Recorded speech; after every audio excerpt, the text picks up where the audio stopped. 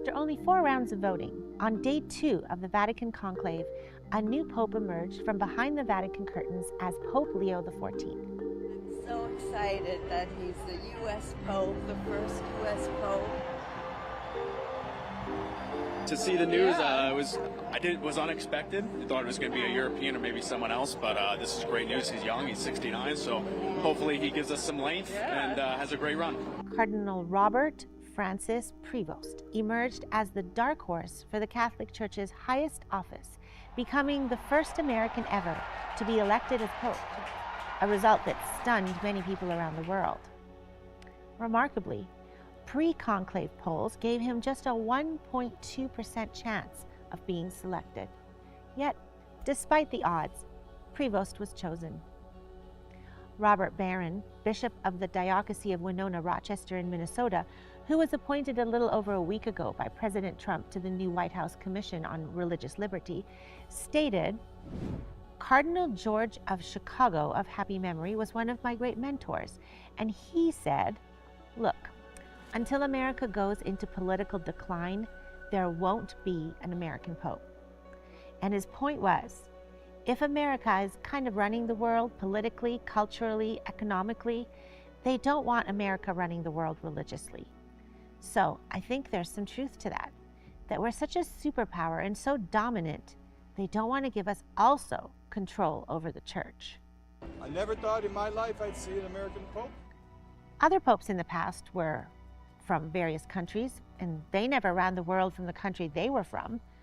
Pope Francis was from Argentina, and Argentina didn't run the world religiously. And yet here we have some concern being expressed that if a pope were American, they would run the world religiously. It's clear that this was a concerning thought to people in the past. The Catholic Herald confirmed this thought in a September 2022 article.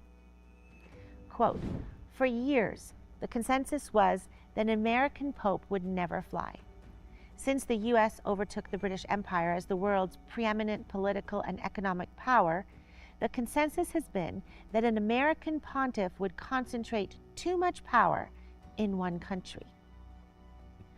On May 8 of 2025, the day the new pope was announced, the Catholic Herald admitted that an American pope had been unimaginable, stating, quote, "Once upon a time, it was said that the idea of an American pope was unthinkable.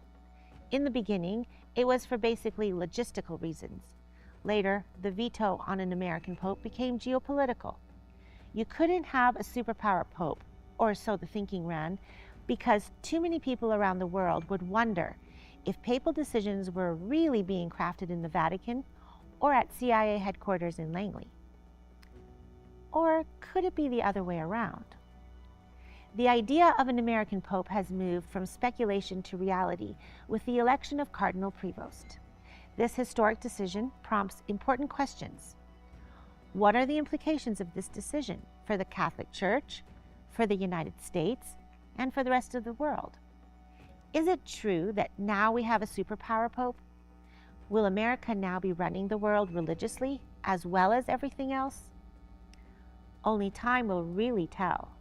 But at age 69, Pope Leo XIV could serve for the next 20 to 25 years, potentially leaving a long and significant mark on the direction of the Catholic Church and its global influence. Now, what is the significance behind Cardinal Prevost's choice of the name Leo as his pontifical title? Popes often select the name of a predecessor as a gesture of respect and a sign of the legacy they wish to continue.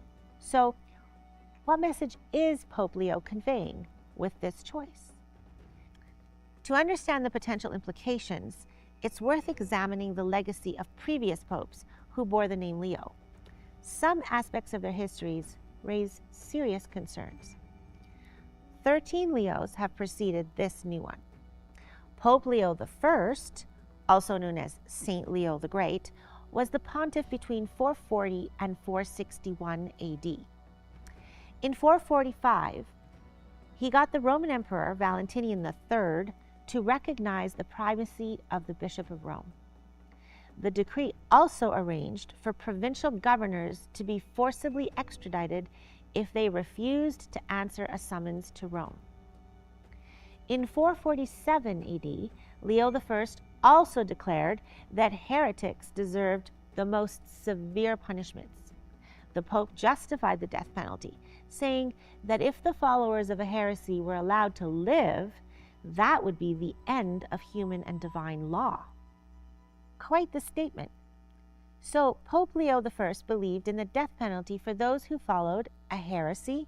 What exactly is a heretic? Simply put, it is anyone who chooses to believe the Bible as it reads, and in doing so denies or questions the Catholic Church.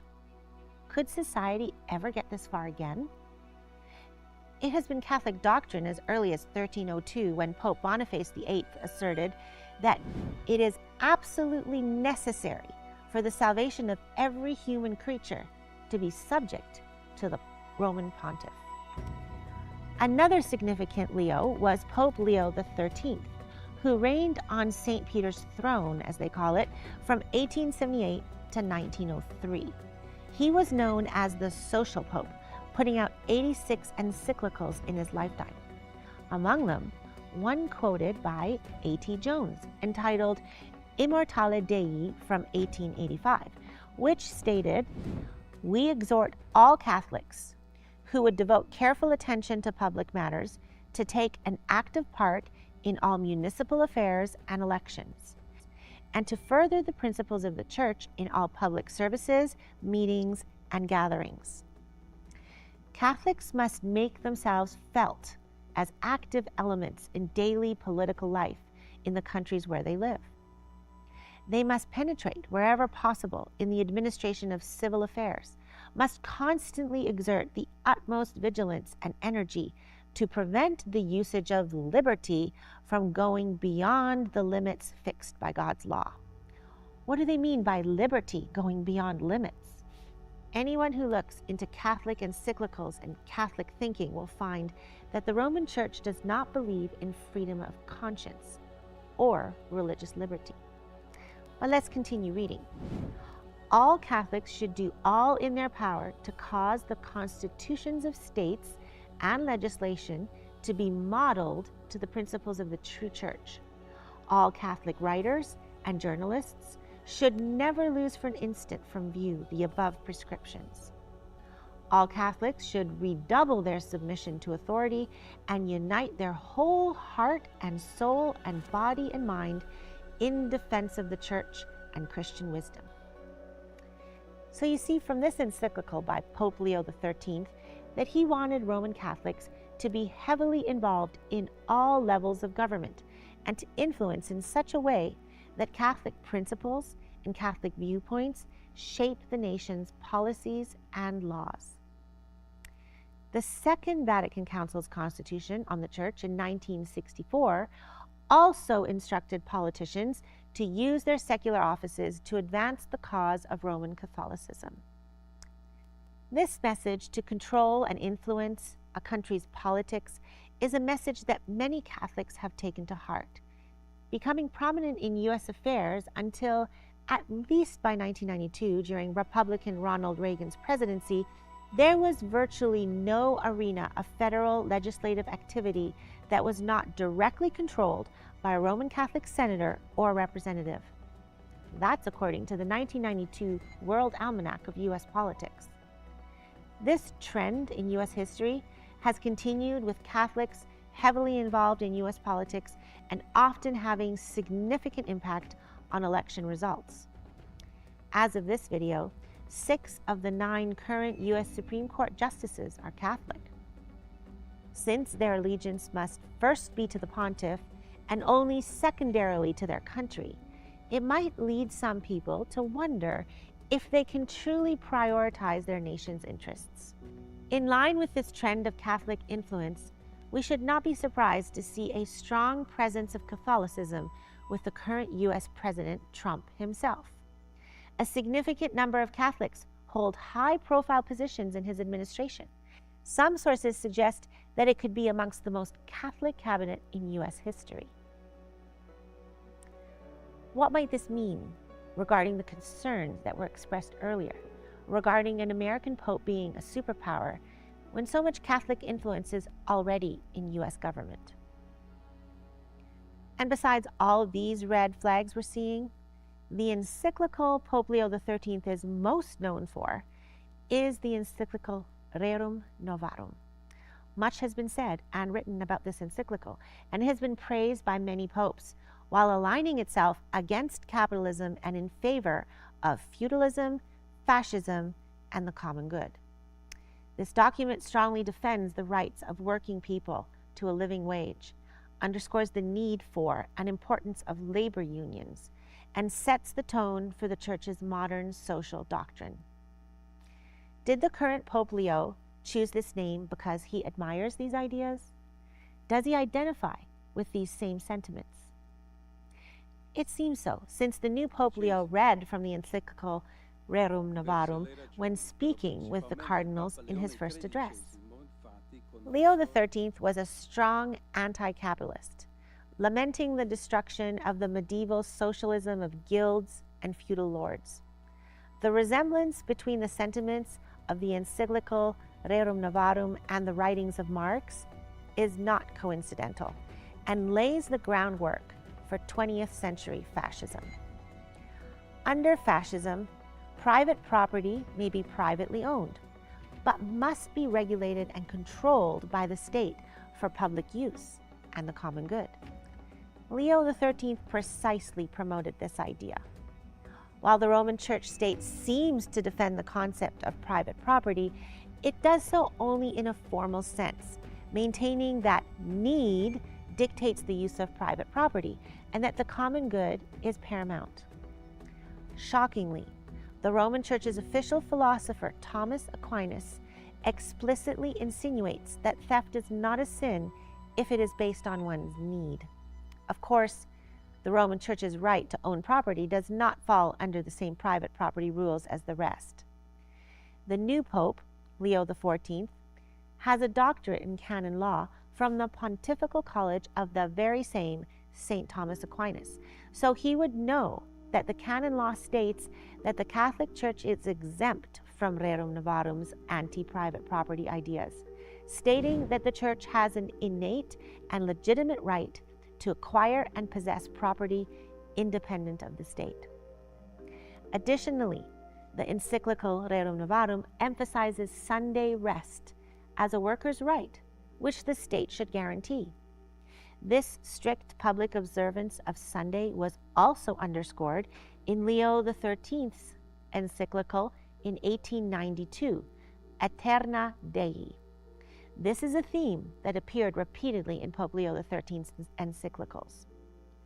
Most notably of all, however, is the fact that Pope Leo XIII was the Pope alive during 1888, the time of the Sunday Blue Laws, when Sunday legislation was introduced to the U.S. During this period of time, Americans who did not wish to comply were fined, imprisoned, and made to work in chain gangs. Will the new Pope Leo be Pope when Sunday laws return to America and the world? Will we have to stand up for religious liberty once again? Grattan Guinness, author of several books about papal dominance in the time of the Dark Ages, once wrote this: 50 years ago, the eminent statesman Sir Robert Peel said, with remarkably clear foresight, "The day is not distant, and it may be very near, when we shall all have to fight the battle of the Reformation over again." That day has come. It has been upon us for some time. It has found us unprepared, and as a result, the battle is to some extent going against us. More than 3 centuries of emancipation from the yoke of Rome, 300 years of Bible light and liberty had made us overconfident and led us to underestimate the power and influence of the deadliest foe, not only of the gospel of God, but also of Protestant England. The Bible tells us that soon the United States of America will grasp hands with the Roman power and spiritualism. And under the influence of this threefold union, America will follow in the steps of Rome in trampling on the rights of conscience. Pope Leo XIII wrote in yet another encyclical entitled Libertas, "It is quite unlawful to demand, to defend, or to grant unconditional freedom of thought, of speech, or writing, or of worship. Is the new Leo's choice of name an indication that he intends to follow in the footsteps of Leo XIII? If so, should we expect the priorities and goals of Leo XIII to shape the reign of Leo XIV? For some, the emergence of an American pope, combined with the growing influence of Catholic ideals in American politics and society, raises prophetic concerns. Could this alignment be the precursor to the long-anticipated enforcement of a national Sunday law and the no-buy, no-sell restrictions foretold in Scripture? There is reason to believe such a scenario is increasingly plausible. According to Bible prophecy, the United States, the lamb-like beast representing republicanism and Protestantism, will ultimately form an image to the first beast by adopting the characteristics of papal Rome. This would result in coercive laws mirroring the abuses of the Dark Ages, including enforced worship and the imposition of the mark of the beast.